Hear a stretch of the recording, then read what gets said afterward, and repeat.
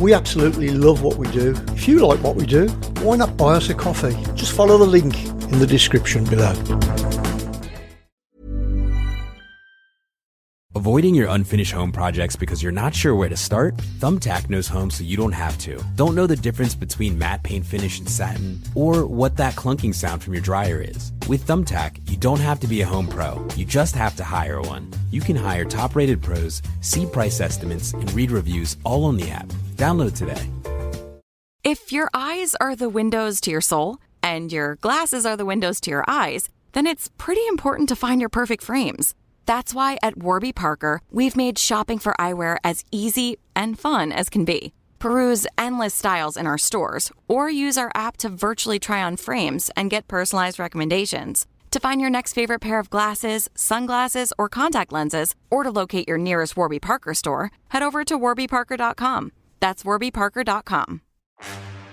What's up, college football fans? Bussin' with the Boys is here to let you know that every college football Saturday, FanDuel's dropping profit boosts that can turn wins into bigger wins. Whoa, that's so great. We should rename Saturday Booster Day. Ooh, how about Saturday Boost? What about Boostin' Saturday in the USA? Hear me out. The great FanDuel Saturday Boostacular. Wait. FanDuel's Boosty Boost Saturday.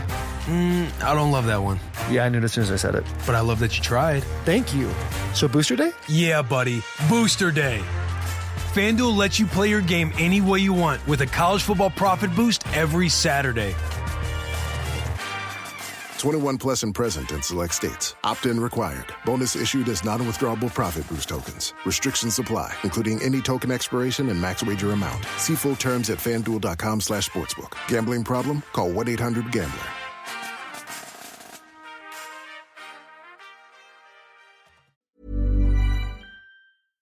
Welcome to another edition of the TSS podcast, brought to you in association with Luke 1977 and Bowden and Dolphin, with your hosts Rob Carless from Bob's Books and the legend that is Shaun Teale. He's here, there, and everywhere, and he's Tealey saying something.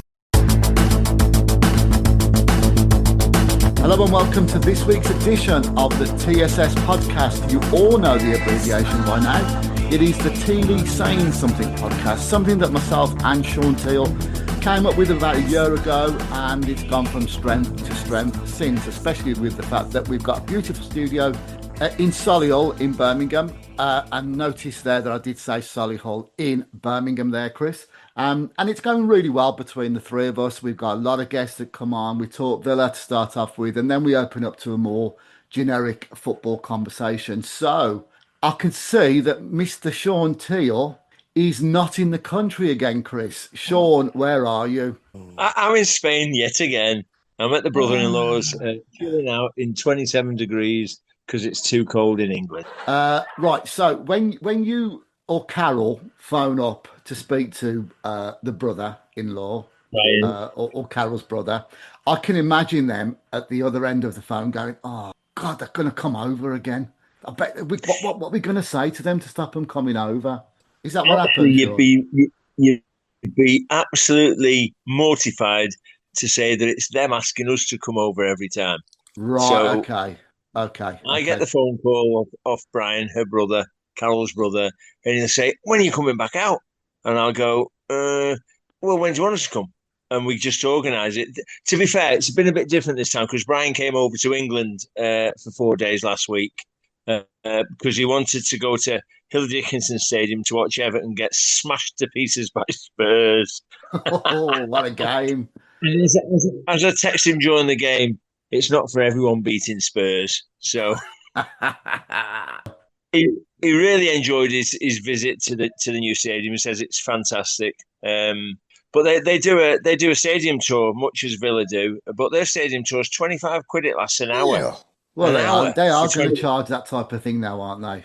Well, we do a tour and it lasts 3 hours at Villa. Wow. And it's £24. 24 quid. It's free at the Blues. Yeah, but I guess it will be at the Blues. It will be at the Blues because you need a tin hat on. Yeah. I think the thing with the Hill Dickinson stadium, I still can't get away from Goodison. But there you go. The thing about it is because it's so brand new, people are not going there for the trophy room, and I mean, I know that they've got a decent trophy room, What trophy but room? yeah, but they're going there for the experience of having this new stadium, aren't they? Of course, of Of course. course, I yeah, mean, yeah. as far as trophy rooms go, it's a bit like Birmingham City's, isn't it? Yeah, yeah. There's nothing in it. Oh, There's no dust on ours there. do you know what he's going to start doing in a minute? He's going to start saying, "Have you won something in the 21st century?" That's good. Or even in HD. Actually.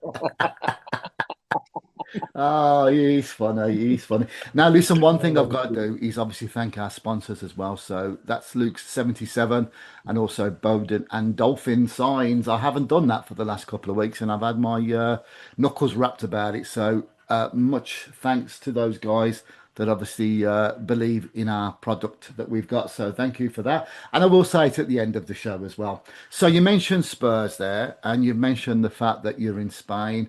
Last time we spoke, when we had the illustrious Henry Winter with us, I told you I was going away for a stag weekend, and I've got To Portugal. oh yes to Portugal, and I've got the scars to prove it as well. So I actually stayed out very late on the last day. Don't know why I did that. My brother, who's the same age group as us gentlemen on here, was going home at a decent time, and I decided to stop out, and I fell over, and I've cut all my knee. So yeah, I've got all the plasters over it and things like that. So yeah, I've got the Have scars. you got have you got Christmas plasters over it? I've told you. I've told you. Even though I've got the white beard, I'm still not coming to your race. There's absolutely no chance. Anyway, did you Don't put want you. did you put Brian up? Since he puts you up all the time in Yeah, Spain. of course. Of Oh, course that's we good. did. Yeah, I We bet. kicked How much do you Nathan out. reckon? Brownie, how much do you reckon he charged them? It's got to be a bit, and you know what our Tealey's like. You know what he's like. So yeah, I was in Spain, and I was there to watch us beat Spurs. A very, very good performance. That second goal was absolutely incredible. For me, it will go down as possible. I think it'll go down as goal of the month. If not, it will be a big contender for the actual goal of the season at some point. Although I have to say, Crystal Palace's second goal yesterday against Liverpool was really, really Barca-esque from for 10, 15 years ago. But Shaun, what did you think about our win? We've kept up the momentum after having a bad start to the season. We've now won 4 on Yeah, the trot in the league. 2 games where I thought we might get a couple of points, Spurs and Man City. We've won them. yeah. I thought Spurs we were very good. It was good to see Morgan Rogers back in the swing of things a little bit with a great finish. I mean, he hit it so sweet. The keeper had no chance. And then little Emmy Buendia comes on and just full of energy. That was the thing that I noticed about Emmy Buendia. He came on and he was like, I've got a point to prove. And he buzzed around the pitch and ended up, I mean, you just look at the goal itself. Matty Cash's volley to Luca Dean was perfect. Luca Dean's touch was immaculate. And then Emmy Buendia stepped inside and finished in the bottom corner. He And a meant that fabulous. pass, didn't he? He meant that pass. Oh yeah, yeah. Because I think if you look at the replay, John McGinn's telling him to go home, go back to Martinez, because we're 1-1. The last thing you want to do is get turned over 2-1 at home, so away from home. So a really good performance. And then obviously we had the midweek Europa Cup, which to be fair, it was a strange one because we went 1 up after 4 minutes. We probably should have been 4 up before they even kicked a ball, and they were poor. But we just, for whatever reason, we sat on our laurels and ended up getting beat 2-1.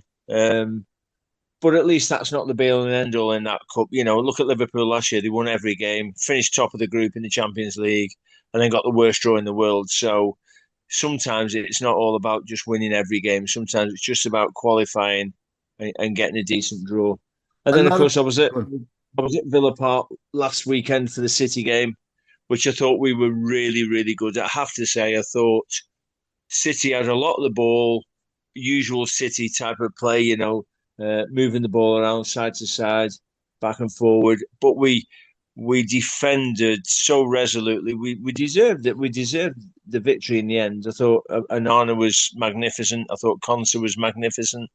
And it would be very hard to have given anybody less than sort of an 8 out of 10 personally. Yeah, I mean, for me, Anana just absolutely ruled the show. And quite rightly, you talk about Konza and a few of the other players that played well there. But Yeah, I thought yeah, Anana just put it. The one thing that epitomised his performance for me was when he got hit in the face, when he went down yeah, for the when City looked like they were going to get back in the game. But on yeah. Talk Sport, they've been saying recently that if you stop Haaland, you stop Man City. And I think Um, I think this. What do you think of that, Sean? I think there's some truth in it at this moment in time, personally. there's a bit more. There's a bit more to it than that. I mean, if you look at the Haaland stats for the game against Villa, he touched the ball 9 times. Mm, 9 times in 90 minutes. That's once every 10 minutes. That's ridiculous. How mm. how can you? You've got to be feeding your centre forward that's banging goals in left, right, and centre. He's got to be getting more service than that, surely. I mean, he had the one chance that he did put away, but the lad was offside. Um, and that's what Haaland's all about. He always appears to be in the right place, right time. Um, I mean, he had a great chance first off where he got down the side of, I think he got down the side of Pau Torres and Konsa came across and he got the shot in. But luckily for us, Martinez had read where he was going to put it across him and saved well. But apart from that, they knocked on the door, and we literally stood there and defended man for man brilliantly. Henry Winter was on, as you know, a couple of weeks ago, and he was when we were talking about England and the last few games under Tuchel. Konzat is in that 11 at this moment in time, and he's really proven it as far as I'm concerned. Got to be. I mean, for me, the best two centre backs in the Premier League at the moment are Mark Gahey and Ezri Konsa, without a shot, Absolutely. and they match up perfectly because they're both strong, they're both physically strong, they've both got a bit of pace, and they can both play. Yeah, and I think with Konza being able to play it right back as well, that does give Tuchel some options when we do get to America, Mexico, and Canada next year. Yeah, yeah. I mean, those players that can play in multiple positions, I think, are always a bonus for a manager, and especially an international manager. If he's got an injury to a right back, he's got Consa there. If he's got an injury to left back, he's got two or three options now. Um, Morgan Rogers can play as a 10. He's got Cole Palmer could come back in. He's got other players can go in there. So he has actually, at the moment, he has got such a squad to pick from. It's frightening. And it's all about, at the end of the day, Thomas Tuchel picks the right squad. Yeah, yeah. Going back to the Europa League game against Go Ahead. We mentioned that it was a bad performance, but really we should have had them out of sight in that first half. I thought, and it was interesting to see what was being said on social media. I thought there was a bit of arrogance with Villa that night, Sean. Yeah, I wouldn't disagree with that. I think probably the worst thing that could have happened is we went one up after 4 minutes, Yeah, and then I think you sit on your laurels a bit. I mean, until they scored their first goal, which was what, the 39th, 42nd minute, something like that. They were never even a threat. It was like a training ground game. We were just coasting. We were just passing the ball, creating chances. I mean, Gessard should have had a second. Watkins should have had his first. Both 1-on-1 with the keeper. Emi Buendia was unlucky with the ball that came to him quickly in the box. But we had chance after chance after chance. And it just proves you've got to take your chances while they're there. If you don't, then, you're liable to get kicked up the backside. you mentioned two players there. First and foremost, Evan Gasson, or I probably Mm. pronounced that completely wrong. You know what I'm like with these Yeah, pronunciations. we Um, know.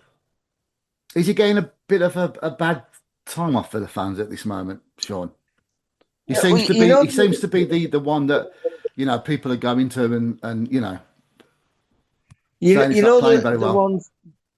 one thing about Evan is if you watch him live in a game, what he does do really well is he tracks back and supports us defensively wise. Does it really really well because he's obviously a fit lad, can get around the pitch. What I would say Villa fans will be disappointed is he hasn't created anything.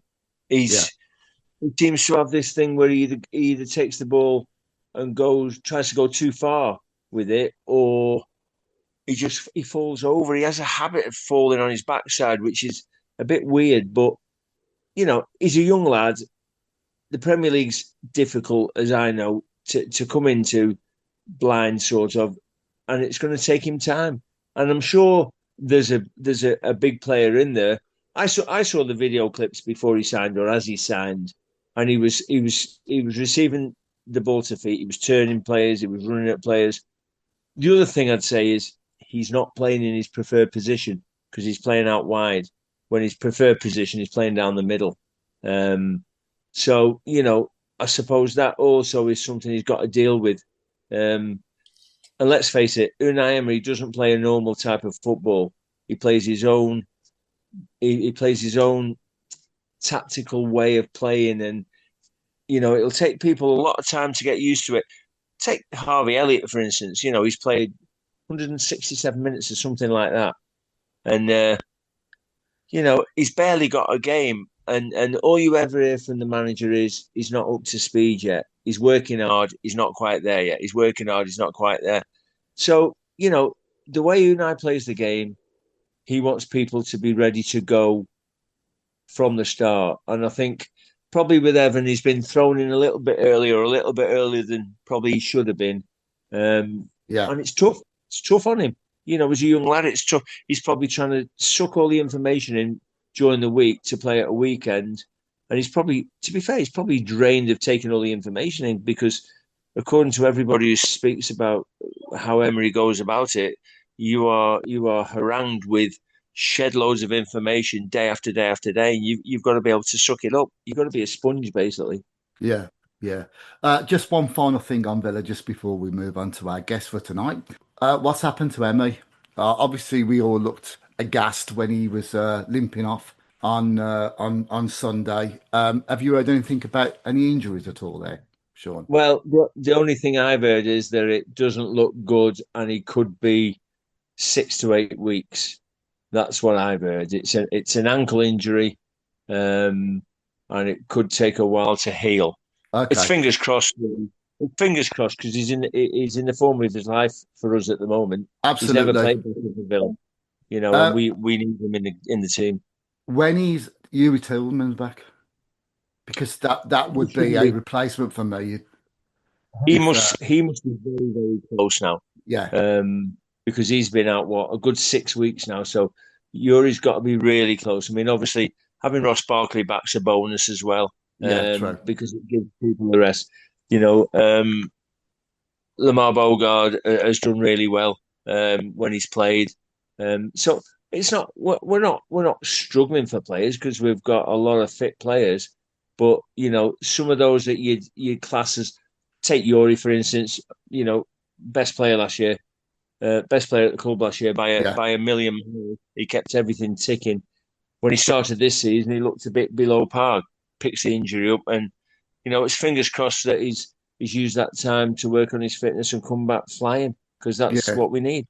Yep. And of course, we got Liverpool on Saturday at midnight or whatever time they're playing this game. Ridiculous, as always. But we'll come on to that in a minute because there's a bit of a link there with one of our guests, Chris. Just before we do move off and talk about what we need to talk about this week, I'm hearing that Chris Davis at your place at Birmingham, his position is a bit shaky at this moment in time. Agree or disagree with that? Completely disagree. I think, as you said earlier, I think it's just a few keyboard warriors.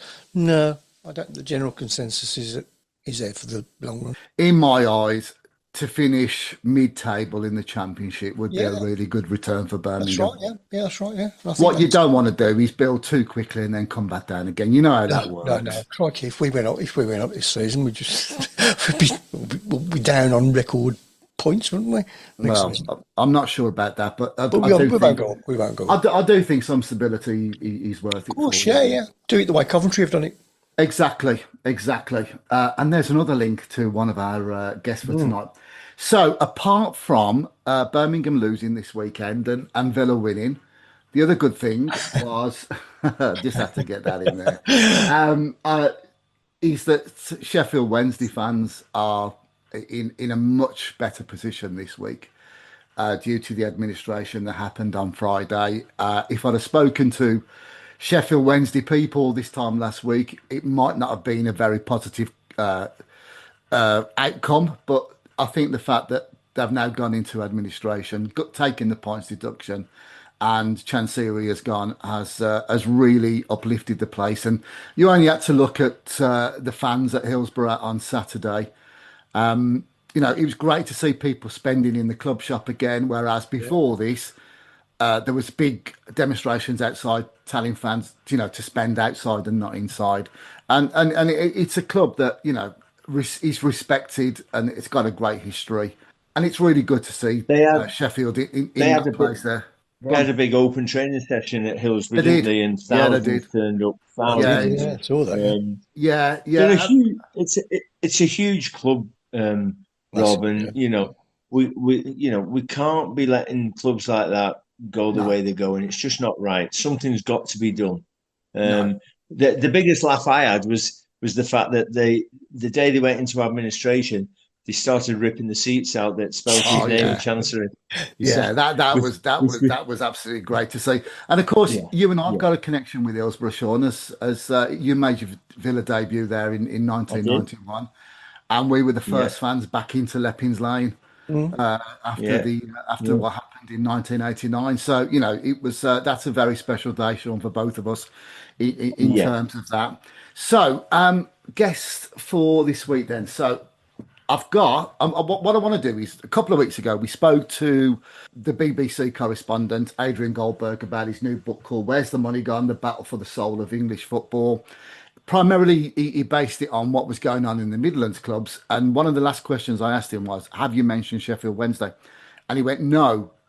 So this is a real good time for us to to bring some representation from Sheffield in there. And I'm delighted to say that we have the one and only Chris Kirkland, who played for Sheffield Wednesday from 2012 to 2015. I know that because I wrote his book, which I will constantly talk about during this the last half hour or so of this show. You probably will. And we've also got a gentleman by the name of Gareth Castick as well, who has got something to do with Sheffield Wednesday, but he's also chairman of Bury Football Club. And of course, while we're talking about clubs that have gone under, that has happened to Bury, and they're no longer a league club at this moment in time. So it's a really good basis to bring both of them in at this time as well. So welcome, Gareth, and welcome, Chris Kirkland. Welcome, man. Thank you for having us. Yeah, no, not a problem at all. Right, let's just continue with the theme of Sheffield Wednesday then. So as an ex-player for them, Chris, you must be delighted with what's gone on in the last couple of days. Well, yeah, it's been needed, isn't it? I think it's more for the fans have suffered massively. The players suffer, but it's more the people behind the scenes, the real workhorses that run football clubs. People that have been at these clubs for years and years and years behind the scenes, that only people within the club know what they do for the players, but also for the club. I've been in contact with Lindsay, the club secretary. She's been there for 20 odd years. And what they've had to put up with over, since his tenure shouldn't happen. Shaun said it before. The way where it got to, it just should never get to that point. So if anything's got to be learned from this, there's got to be new rules and regulations. I know there is rules and regulations, but they don't seem to matter when we've seen teams go into administration many times before. And I'm sure it will carry on, but there's got to be something because. For those people behind the scenes that have got mortgages to pay, bills to pay, listen, the players are affected, yes, but nowhere near to the extent that the staff are at the club, the people behind the scenes. So something's got to, if anything comes from this, something's got to be done behind, from the authorities, whether it will be or not sure. But listen, there's still a long way to go. It's not all fixed. I know they've gone into administration, but there's a long, long way to go before. But whoever comes in and buys that club, they've got one hell of a club because they've got, one of the best fan bases around, particularly in that league. They've got an old-fashioned stadium, which I love the old-fashioned stadium. People say, well, it probably needs a new stadium, but when Hillsborough's rocking and when it's full to the capacity, there's not many better grounds better than that. So everything's there but obviously they're in dire situation and they've been put in a situation where whoever comes in, they're going to need big pockets. But I'm sure and hope that somebody will come in and take it over because, say, the fans, you won't get many better fans than the Sheffield Wednesday fans. And I think the players have been brilliant as well. Not getting paid for playing, and one of our ex players, Barry Bannon, has been a quite vocal supporter of Sheffield Wednesday, and I think he's going to go down in legendary status for this. They've had some horrible tags like they've been known as the volunteers in the last couple of weeks in games that they've had, which is does a lot of disservice to Sheffield Wednesday. But you know how coarse football can be at times. It is good to see, and I think that the light at the end of the tunnel is there for them. Only today on the news, Michael Vaughan, the ex-England cricketer and big Sheffield Wednesday fan, has put his two penny worth in as to who he thinks could be taking over. And interestingly, one of the names put forward has been Mike Ashley today. The rumours coming out of the Ashley camp is that he's seen what has happened to Newcastle since he sold his shares in the club, and he wants to really take a club forward now on that one. Chris, what's your opinion of people like Mike Ashley coming in and taking over the reins at Sheffield Wednesday?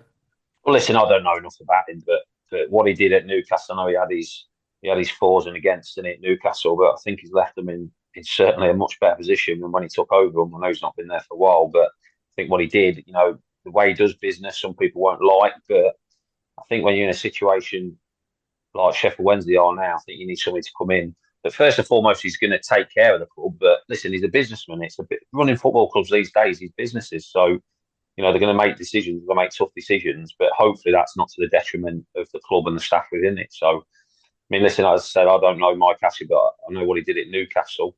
And from the outside, you've got to say that it looked like he did a hell of a job. Got them out of a mess. They're competing for Champions League now. And I'm not saying that's all down to him, but I'm sure there'll be many parties interested. But like I said, someone's got to have big pockets because it needs a big cash injection. And, we're talking tens of millions to get them back to hopefully one day where everybody wants them to be.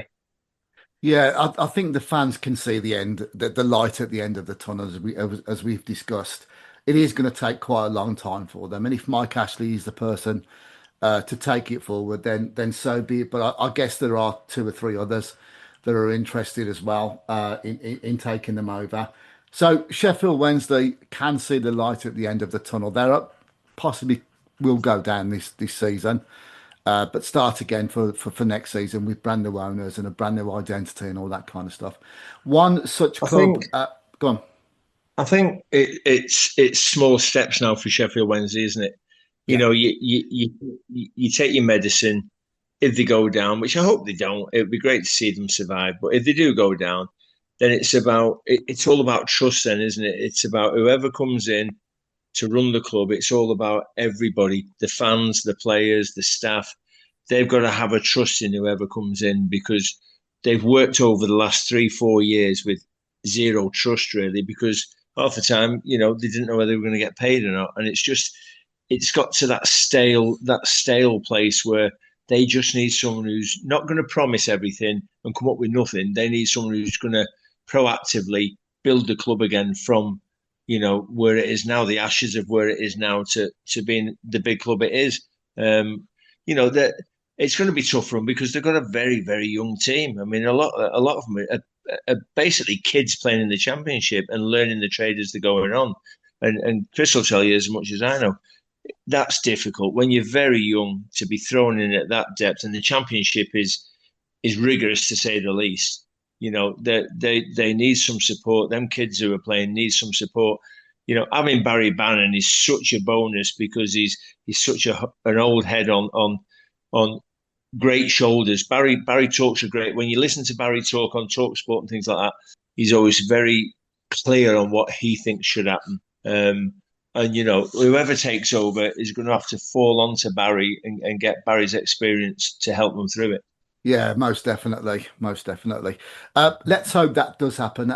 As Chris has said there, Hillsborough is a great old-fashioned stadium.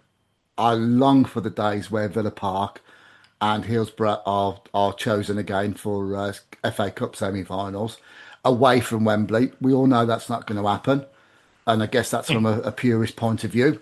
But it was that's because the FA can't. That's because the FA can't run their own ship because they're skint as well. Yeah, they're very true. Very true. Okay, so the darker sides to this are clubs like Bury, who went into administration, I believe, in 2019/2020, just before we had the lockdown and the COVID stuff, which was a double whammy for Bury there.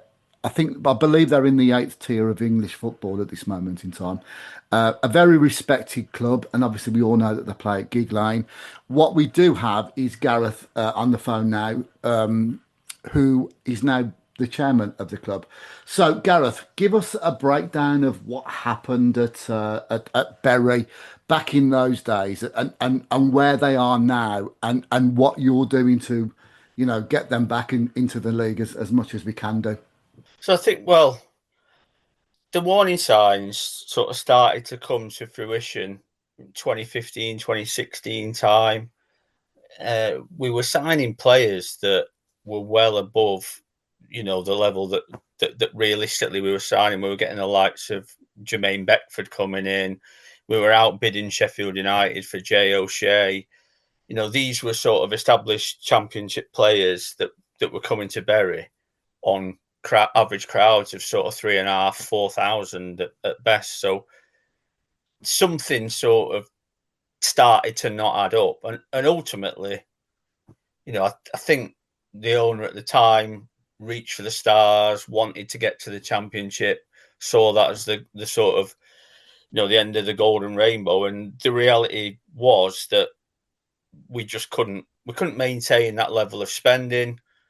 There wasn't the revenue and the income coming in, and sadly, that owner sold it to Steve Dale for £1, and he essentially came in and looked to, in my view, liquidate the club. What does that do to a community like Bury? I mean, obviously we've heard about what's been going on at Morecambe in the last 12 months or so. From a smaller community thing, Gareth, what does that do? Well, it's absolutely devastating. And as it happens, we recently reached out to all the Morecambe fans and invited them to one of our games, and they came in for free. And they had about 300 or 400 fans come down. That was before they got the takeover, because we just knew how they'd be feeling. Kind of when you support a football club like you guys support Villa, if someone was to say tomorrow it would be taken away, how would you feel about that? It's your football club's the one kind of constant in your life that you almost expect that you are going to be able to go and pay your money at the turnstiles and meet up with your friends, meet up with family, and enjoy the match or endure it if you're not having a good game. But you expect to be able to do it. So the impact on some of the fans, look, for some people it's a massive, massive part of their life. So you take that away, and it leaves a hole that people really sort of struggle to fill. But then you look at the community impact, sort of the local pubs that are reliant on kind of match day revenue.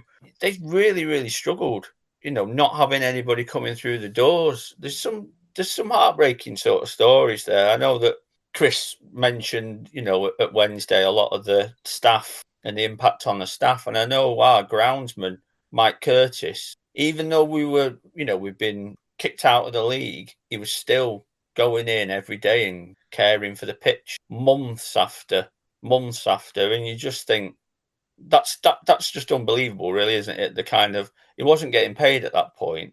He was doing it because it was his passion, and it's sort of his baby, and for someone to take that away.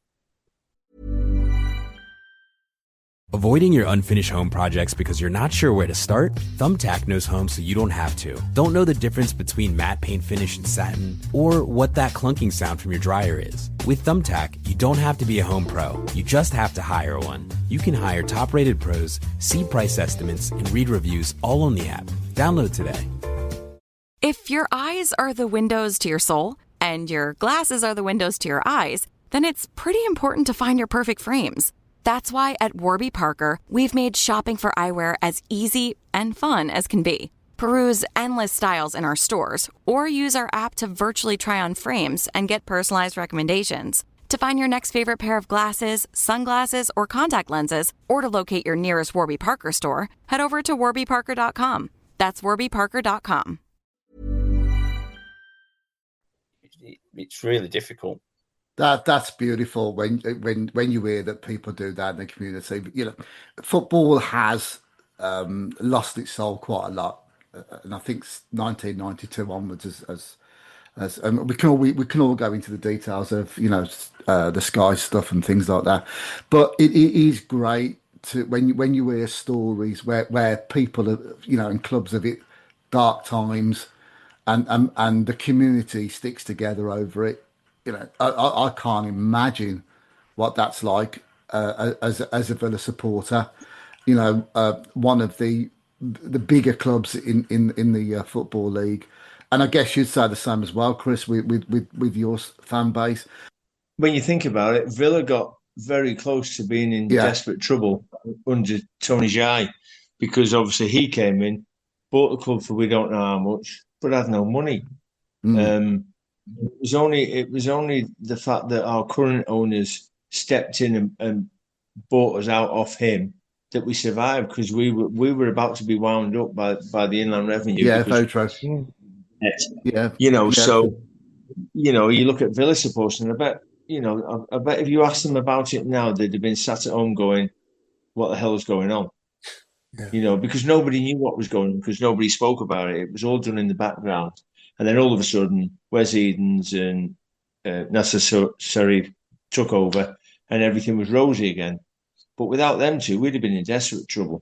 Well, what about Birmingham City? They must have had more encounters with, the death knell than any other club.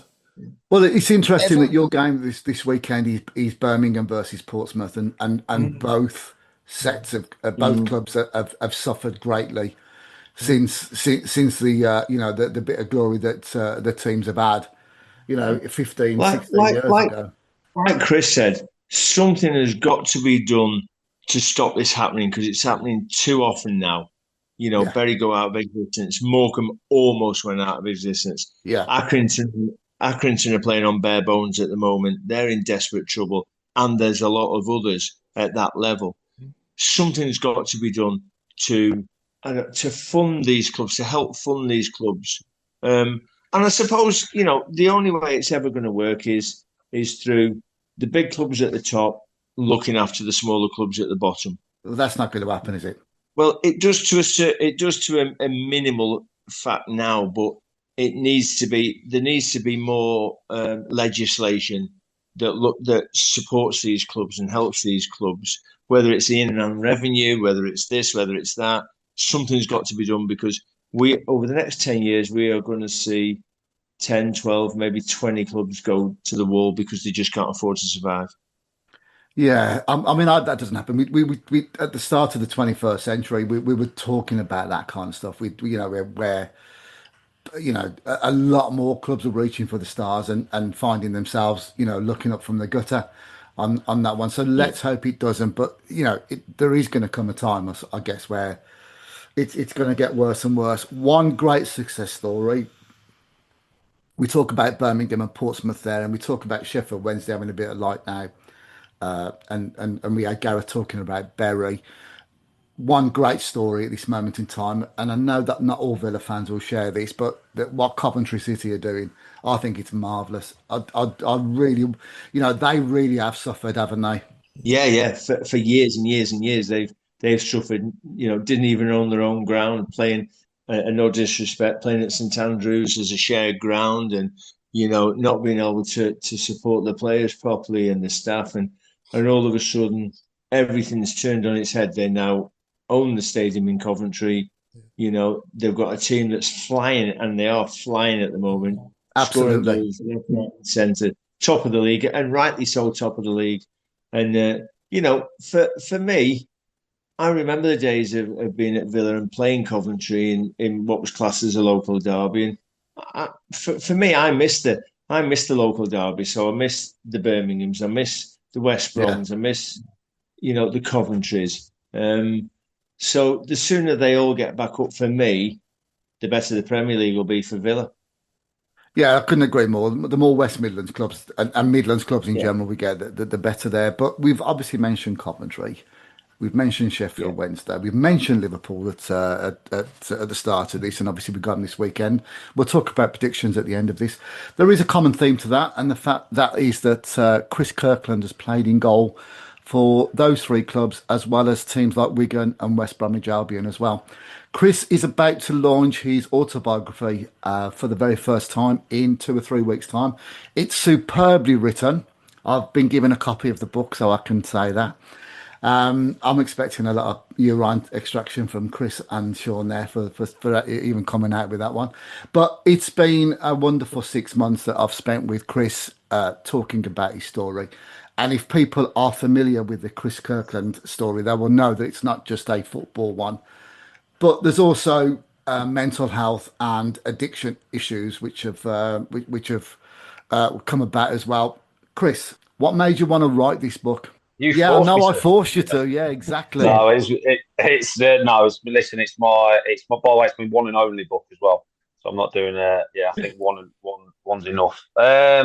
Probably more for the stuff that you've just mentioned, the latter stuff, the anxiety, the mental health, and the addiction side of stuff. Because listen, I had a decent career, but you see some of the autobiographies out these days.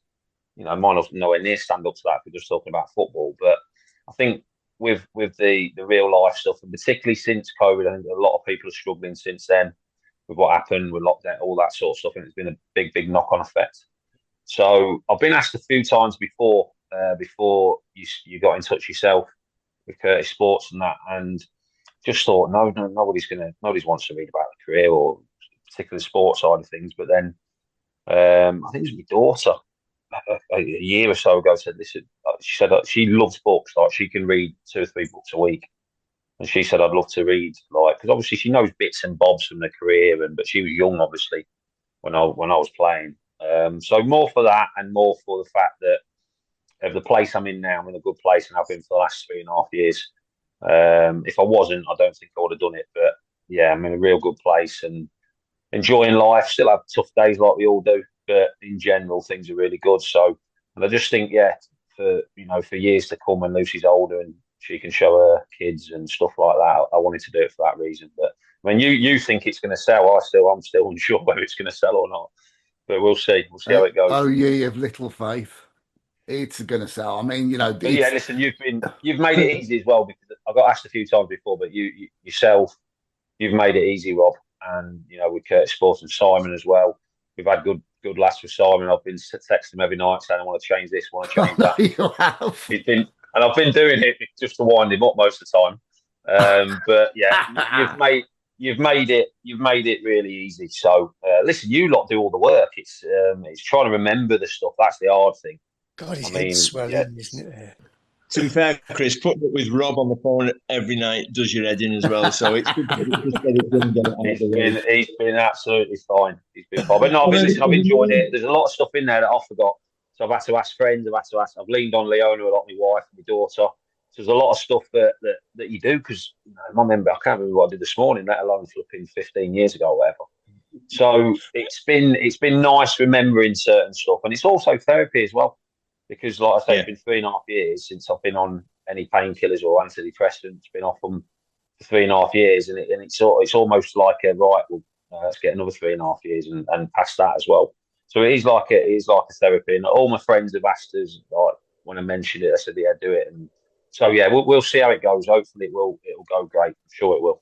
Before we go into the addiction part and what led on from there, obviously I know the full details of it, but give us your rundown of your career from starting off in Leicester, playing all your school football, and then signing for Coventry. Do you give us a quick rundown of who you play for, mate? I was an outfielder, so listen, always loved sports, always loved tennis, golf, football. Didn't like rugby. Played one game of rugby. I mentioned that in the book, and got hit into next week. I thought I'm never playing that again. That was at school, but I was an outfielder, so I used to play on pitch for the school, on pitch as a sub on Sunday League when I was growing up. And it was just by accident, really, that The keeper got injured for the team I was playing for. I think it was Barwell at the time, 13, 14, and I was the only one on the bench as an outfielder. And the manager said, "Look, you're gonna have to go in goal. We've got no one else," and that's how it happened. So I was quite late from then to. I got notes for the county. I went to Blaby and Whetstone, which is a team in Leicester. Which, if you're at Blaby and Whetstone, so things happen really quick. But I sort of took to it like a duck to water did. Got a lot of help along the way. You know, my dad would take me down the park, never forced me. I'd always be saying, "Right, let's go and do shots," and he'd get back at work. He'd be working 12-hour shifts, and he'd still take me down the park or come in the garden with me. I had two brilliant coaches at Blaby and Whetstone, Mick Pearce and Paul Dannon. Probably he might have ref you, Shaun, Paul Dannon. Remember in the old Premier League, the old referee? Yeah, he will have, yeah. So them two were coaches, but they just went above and beyond for the lads at Blaby and Whetstone. And come on again from there, got noticed by Coventry, Leicester. Got struck up a great relationship with Oggy. And I was speaking to Oggy the other day, actually, yesterday. He rang us yesterday, and he was saying about Coventry, and he was saying Coventry are flying, yes, but they're doing it in such a style as well. He says they are playing incredible football and are blowing teams away. But yeah, started training with Oggy on a Wednesday night at the Wrightington Lodge, and then I had the choice between Leicester and Coventry. And bearing in mind that all my family are Leicester fans, and we used to go to Filbert Street for Monday night football. I mean, I'm a Liverpool fan. I always have been since 7 years old. But I chose to go to Coventry because of that relationship I had with Oggy. And then when I went to Coventry, I had Jim Blythe, the goalie coach, who struck up another brilliant relationship with. I was around experienced pros there, Dion Dublin, Guy McAllister, Brian Burrows, David Burrows, Roland Nielsen. And everything just kept going from the next level to the next level. So it was within the space of 4 or 5 years playing in goal, I was playing in the Premier League. So it was a rapid rise, but I'd always been, I mean, we went down, you mentioned Cov there, when the last went down, I was in that team when we got relegated at Villa Park, which was devastating, and they've never recovered from that. And what's that, 24 years ago? They've been close, obviously, a couple of times, got to play a final, but to see them back up, for those fans and those people behind the scenes, because there's still people working there now that were there in 2001 when they got relegated. So it would be amazing for the whole club if they did go back up. There's a long way to go, but they've given themselves a great chance. So yeah, I went to Coventry, then I was always supporting Liverpool, and ended up at Liverpool in 2001, and still Liverpool here now. I was at Liverpool 5 years, Wigan 6 years. Probably the best spell of my career was at Wigan, 2006 to 2010, under Paul Jewell, Steve Bruce. My goalie coaches was, you'll know them well, obviously Gary Walsh and Nigel Spink. Avoiding your unfinished home projects because you're not sure where to start? Thumbtack knows home so you don't have to. Don't know the difference between matte paint finish and satin? Or what that clunking sound from your dryer is? With Thumbtack, you don't have to be a home pro. You just have to hire one. You can hire top-rated pros, see price estimates, and read reviews all on the app. Download today. Taking care of your eyes shouldn't be a hassle. That's why Warby Parker is a one-stop shop for all your vision needs. Our prescription glasses and sunglasses are expertly crafted and unexpectedly affordable. Stop by a nearby store or use our app to virtually try on frames and get personalized recommendations. Did we mention we offer eye exams and take vision insurance too? For everything you need to see, head to your nearest Warby Parker store or visit warbyparker.com today. That's warbyparker.com. It was brilliant with us. And then went to Sheffield Wednesday for 3 years, and then finished up at Preston. But yeah, I had to retire in 2016 through mental health and addiction, unfortunately. So it cost me, I mean, I was fit. I still am fit these days, but I mean, I could have carried on till I was 40. Maybe not at the top level, not about Premier League or anything like that, but I could have been involved until, and that was always my aim growing up. So I worked with Mike Pollitt at Wigan, and he was coming up to his 40, and I think I want to get past 40 because I've always had that competitiveness. So yeah, I mean, it forced me to retire way too early. The book goes into the injuries that you sustained, and you were very unlucky with some of them that happened. And towards the end of it, you had the back problems, and you had the mental health, and you started taking tablets to help make it better. Do you want to just give a quick overview, Chris, of how that started and the 3 periods that you were addicted over the 10-year period? Do you want to talk about how that started for you? Yeah, I mean, you mentioned at Liverpool, it was unlucky. When I left Liverpool, I mean, my fitness record at Wigan, at Sheffield Wednesday, was probably better than anyone's. Yeah, I had the odd back spasm here and there.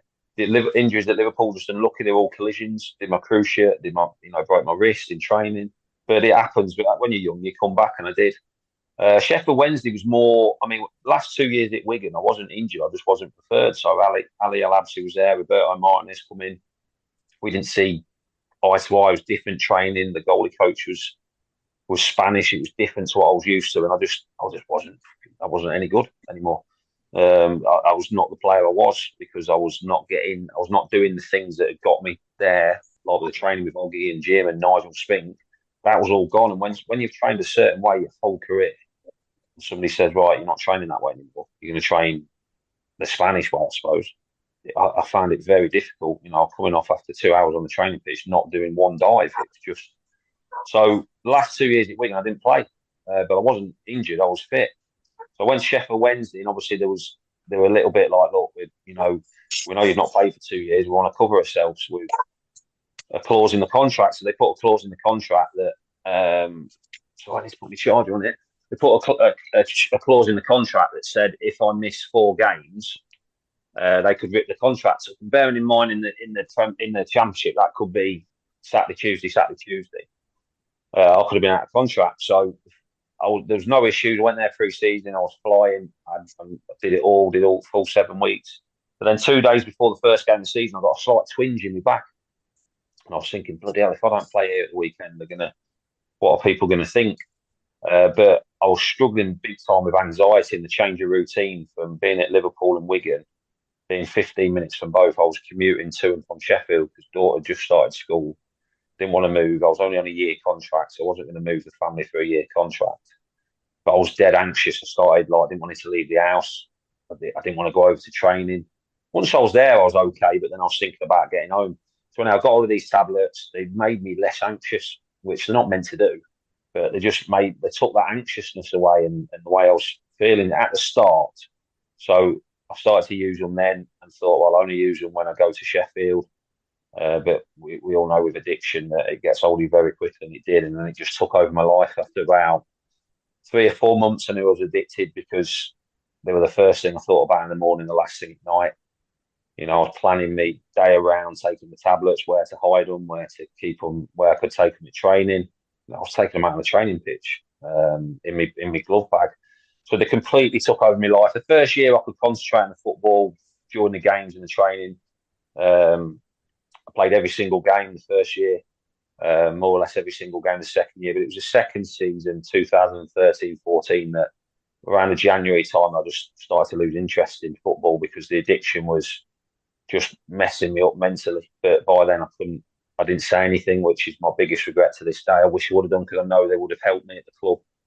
But I just kept it to myself, and it for the next 10 years, it ruined 10 years of my life, but also the family's life as well. Did you? We all knew that you had mental health issues, but we didn't know about the addiction. And of course, you brought that out in 2022 when you was interviewed, or when you did a piece with Henry Winter for the Times as he was working for them. Then was that cathartic, letting it all out, Chris?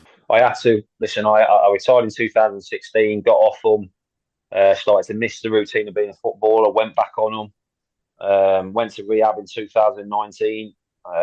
Never told anyone, and then I got back on them during lockdown again to dangerous levels. I should be dead.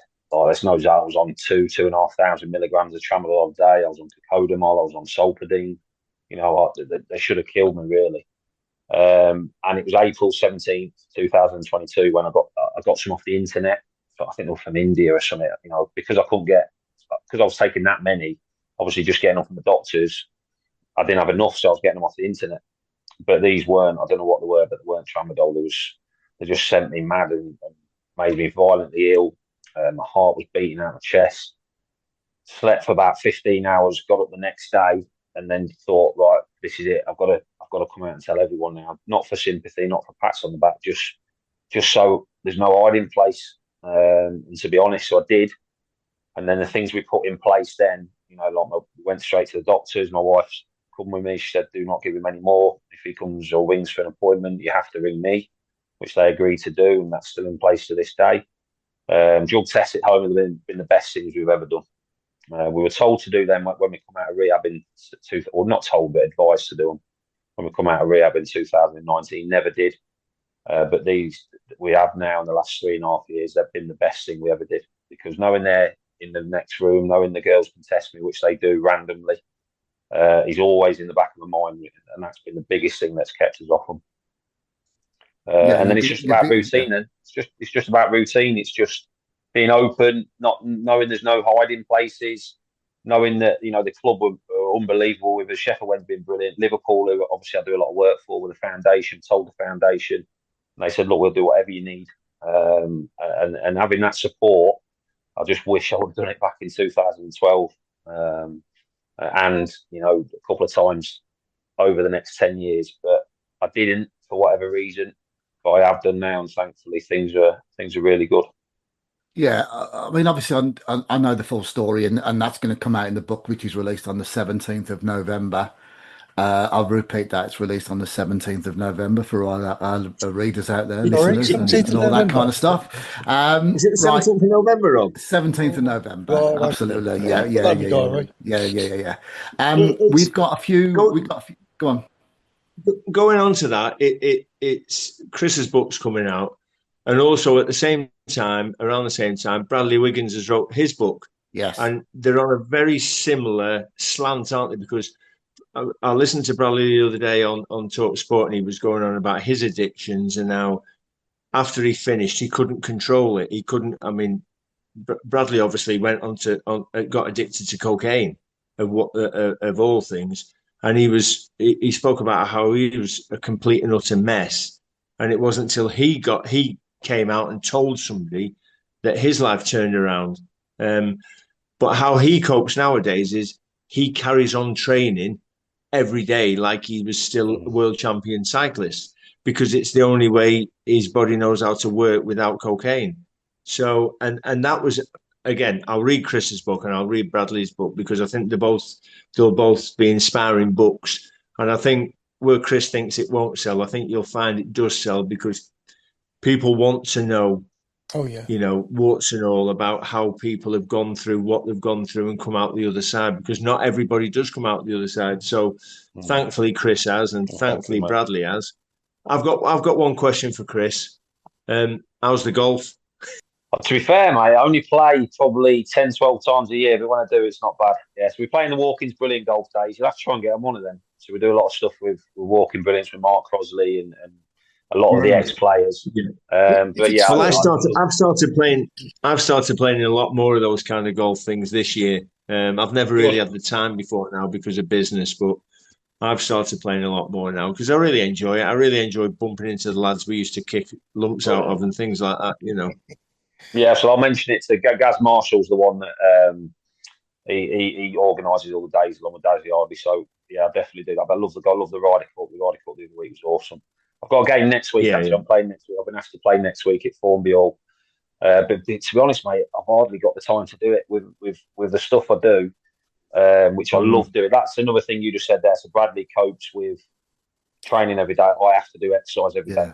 That is a given for me. I have to do it every single day. I love walking, but also routine. I need to be busy. I need to be busy every single day. And I am, with what I've got set up now with the foundation, with Edge Hill, we've got our own goalie academy with my daughter.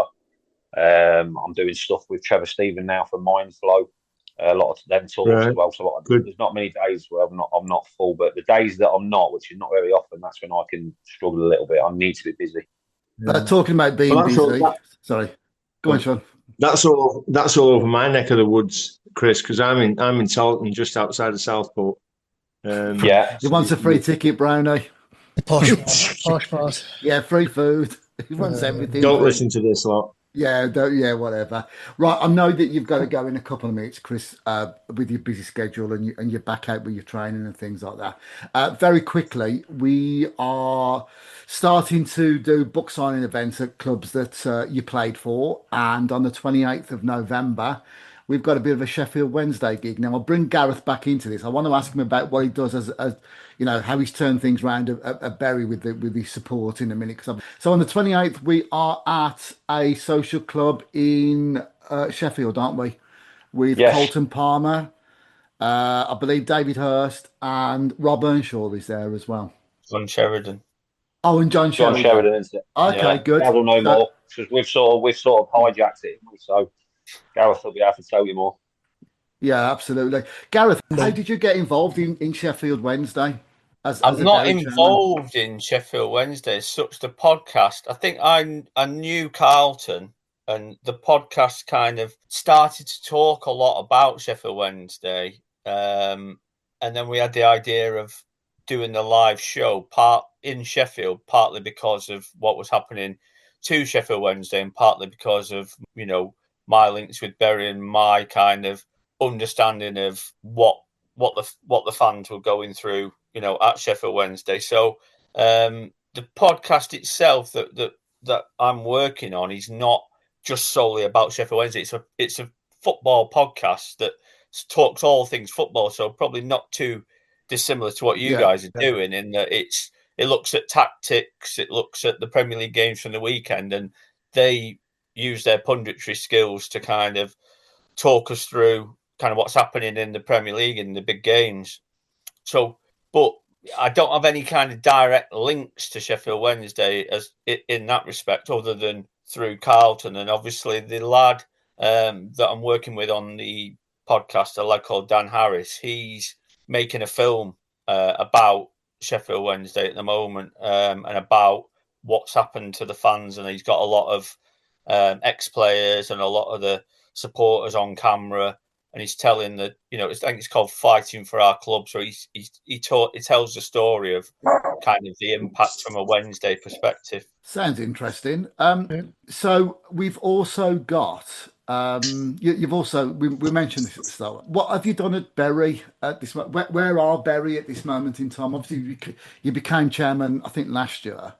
So where are they now, just very quickly? So we're in the Northern Premier League, so we're in the 8th tier, as you said, and we're 100% fan-owned club. So that community that I was talking about, the community actually turned things around, came together and brought the club back to life, and that's essentially what's happened. So everybody who's on the board at the club is a volunteer. We do have paid employees, but we won the league last season in front of nearly 9,000 fans back at Gig Lane, and it was an incredible kind of emotional moment to know that the club is on its way back and it's in safe hands, by paying a membership of £60 a year. Each member gets a vote in all the major decisions around, the direction that the club's going in. So it's almost, it can give hope to some of the other clubs. And obviously Wednesday, they're such a massive club, such a massive fan base, they probably will realistically find a buyer. But some of the smaller clubs like Morecambe, there was a real possibility that Morecambe could have completely gone out of business. Yeah. And that model is there, and communities can come together and can create something quite special. And that's what's happened with Bury.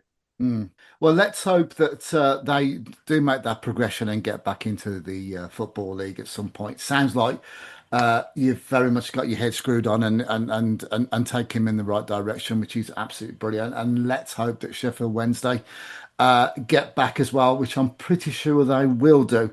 So, unfortunately, time has beaten us for this week. It's been a great show. Thanks to Chris for coming on and talking about your book and the brilliant writer that you've had working alongside you, and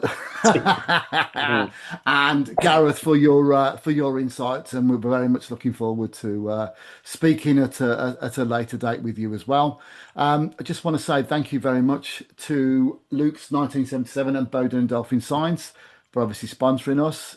See, I've done it twice for you now, guys.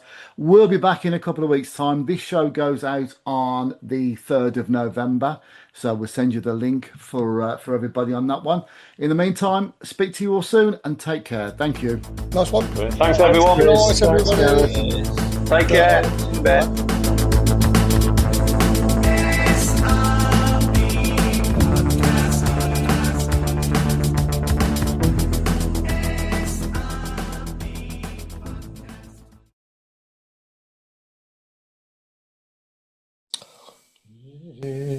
Good evening. Good evening. Good evening. Boys and girls. How are we today? Look at him. He's had his fucking top on. Jesus Christ. Hey. Sick, buddy. Well, just so I don't have to appear as a puppet again. I think I prefer the puppet. Yeah, go fuck yourself. There you go. Hi, Gareth. How you doing? All right. Oh, yeah. Right, so we'll make a start in a minute. I think we're slightly early, and Chris being Chris, it's chippy tea night. Chippy tea night. You've had your chippy tea night. Lovely. That was. What chippy tea was it Friday? No, not in Birmingham. Chris always has chips before he does this show. I'm in Solihull, sorry. Nothing's normal in the blue side of the town, is it? No, let's just make a little comment about what Chris has just said there. Gareth, just in case you don't know your Midlands, right? So Chris lives in a place called Solihull. It's for people that have £150 on the lottery and all that. They move into that kind of place. Yeah. But what they failed to tell you is that they don't have an S postcode for Solihull. They have a B for Birmingham postcode. 92. Yeah, it doesn't matter, mate. It's still B, just so you know. We get out the bath to go to the toilet up here.